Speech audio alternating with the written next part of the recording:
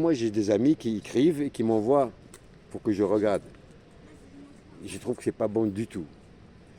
Parce qu'ils s'intéressent simplement au quoi dire. Qu'est-ce que je vais dire? Je leur réponds avec Paul Valéry. La poésie, c'est une longue hésitation entre le son et le sens. Tu comprends? Mhm. Le son et le sens. La plupart des mauvais poètes cherchent le sens. Oui. Alors que la poésie, c'est les mots, comme tu as dit. Les mots. C'est les signifiants. C'est des sonorités. Oui. Ah, c'est bon, c'est Tu- bon, c'est tu- bon. On est d'accord? Oui. La poésie est faite pour être entendue. Elle n'est pas faite pour être écrite. Le poème, tu dois l'entendre dans ta tête. Quand tu lis un poème, tu dois le lire à haute voix dans ta tête. Si tu ne le lis pas à haute voix, tu vas laisser passer beaucoup de choses. Tu ne comprendras pas beaucoup de choses. Parce que le poème est fait pour être lu. Et des fois, chez les écrivains, alors ça va nous conduire... Parce que Attention, les poèmes surgent avant de l'écriture. regarde. La poésie française, ou la littérature française, elle a eu des périodes. Maintenant, on peut tout dire. Maintenant, tu peux écrire un récit pornographique. D'accord? Mhm. Avant, tu ne pouvais pas. Donc, qu'est-ce qu'on faisait? Il y avait la censure. Tu ne pouvais pas parler normalement. Donc, les écrivains, qu'est-ce qu'ils faisaient quand ils parlaient de sexe et tout ça? Ils camouflaient, ils cachaient. Mhm. Tu vois? Ils cachaient. Et quand tu lis comme ça, tu comprends rien. Tu crois qu'ils parlent de... Je te donne un exemple. La messe. Tu connais la messe d'église, Non. le dimanche. Là, la Les messe. chrétiens, oui, ils vont oui, là. oui, oui, oui. Hein? Elle était folle de la messe. C'est lui qui a commencé, l'un des premiers. Elle était folle de la messe. Quand tu connais cette technique, Hmm. tu inverses, ça Oui, donne, elle oui. était molle de la fesse. Oui. Tu comprends? Molle, hein. Le professeur de lycée, qui ne connaît pas ça, il va expliquer ce texte à ses élèves. Qu'est-ce qu'il va dire aux élèves? Et lui, il croit que c'est ça. Cette femme est une femme très croyante, très religieuse, très... Tu vois? Mhm. Alors qu'il est en train de dire qu'elle était la critique. Voilà pourquoi je te parle toujours du signifiant, des sonorités. Les sonorités et du graphème de ce que tu écris. Quand tu écris, je ne sais pas en portugais, mais tu vas me dire, toi tu le sais. Mhm. En français, tu vois, le S et le Z. Z. Déjà, les mots, si je veux créer un univers bien, serein, tu vois, serein, tranquille, je vais mettre dans mon poème beaucoup de S. Oui, ah, oui, oui, oui. C'est Baudelaire. Oui, allitération. Exact. J'adore Quels sont ces utiliser. serpents qui Mais sifflent? j'ai fait sans percevoir. Après, quand je vais lire, que je percevoir et que cette chose occure comme une magique. Les allitérations, par exemple, c'est fondamental. Oui, C'est d'abord oui. ça. Au lieu de dire il y a des serpents, il y a des serpents. C'est bon d'écouter. Au lieu de dire il y a des serpents, tu t'arranges pour dire... Il y a une chanson, je ne sais pas si tu aimes les chansons françaises, Jacques Brel par exemple. Je ne sais pas si tu connais Jacques Brel, Oui, un très grand chanteur. Oui, oui, oui. Il y a une chanson où il dit, ça s'appelle Les Fenêtres. Les fenêtres jacassent. Jacassent quand une femme passe qui habite l'impasse où passent les messieurs. Oui. C'est-à-dire les fenêtres jacassent. Quand une femme passe qui habite l'impasse où passe, tu vois, tu entends le sifflement des hommes. Tu vois, tu l'entends. Il ne dit pas que les hommes sifflent les femmes, mais dans les... D'ailleurs, l'exemple classique... Cette chose que je pense que c'est génial. Ah, mais c'est ça la poésie. C'est le travail sur les sonorités d'abord, Oui. sur l'accouplement. C'est comme ils font l'amour, je te dis. L'autre qui dit les mots font l'amour. Il ne faut pas qu'il y ait... Et tu as un livre sur cette question de Roland Barthes. Roland Barthes, il faut connaître, c'est un très très grand monsieur, il a réfléchi qui s'appelle Ce, The. Ce, The. Tu vois? Entre ce et the. Et là, tu vas voir beaucoup de choses. Le ce, c'est la féminité, c'est 8, c'est les 8 trous du corps. c'est l'infini. Et c'est la rotondité, comme le cercle. Le cercle. Oui. Si tu veux décrire un univers harmonieux, beau, presque parfait, tu mets des O. Si tu veux décrire un univers où tu es ouvert, où tu es heureuse, tu mets des A. Et si tu veux mettre de la tristesse, tu mets des I. Tu vois, le I, c'est le A, c'est ouvert. Le O, c'est parfait.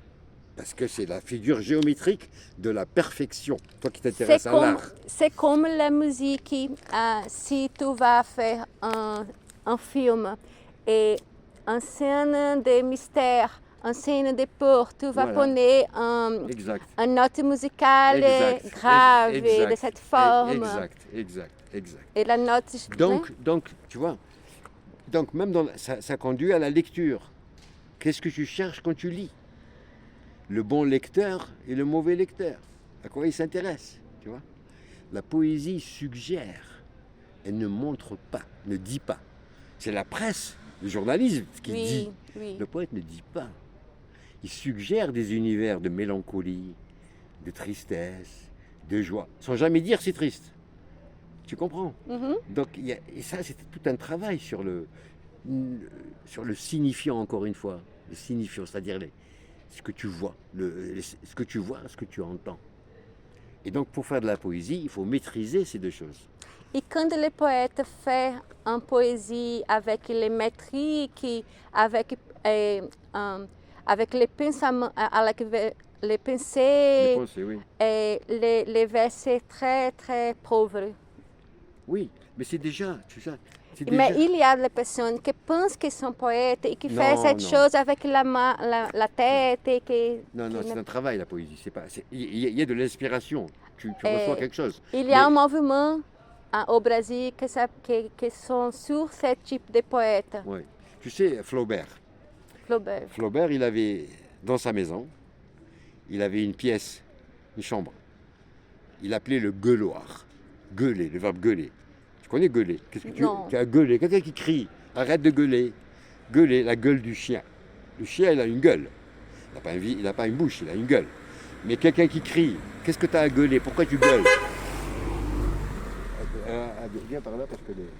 Et donc, pourquoi tu gueules? Pourquoi tu cries? Gueuloir. Chez lui, dans sa maison, il avait une pièce où il pouvait crier. Il prenait son texte, Madame Bovary. Si, Madame Bovary. Par exemple, et il criait dans sa maison. Pourquoi? Pour entendre ce qu'il écrivait.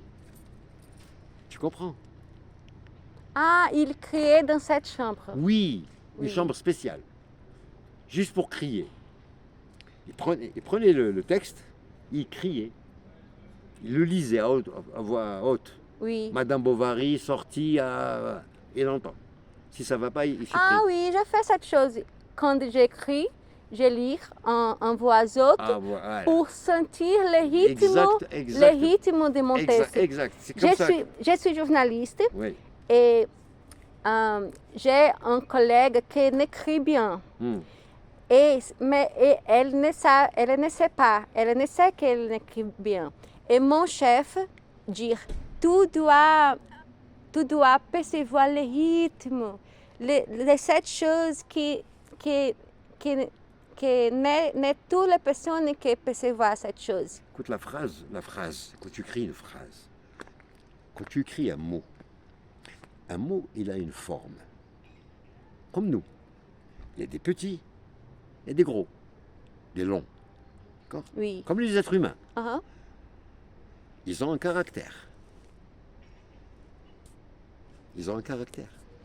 Comme nous, personnalité. La phrase, elle est comme nous, elle respire. Elle a une respiration. Elle a une cambrure, comme une belle femme quand elle fait comme ça. Une cambrure du corps. Tu comprends? Elle se plie. Comme une danseuse. La phrase, c'est une danseuse.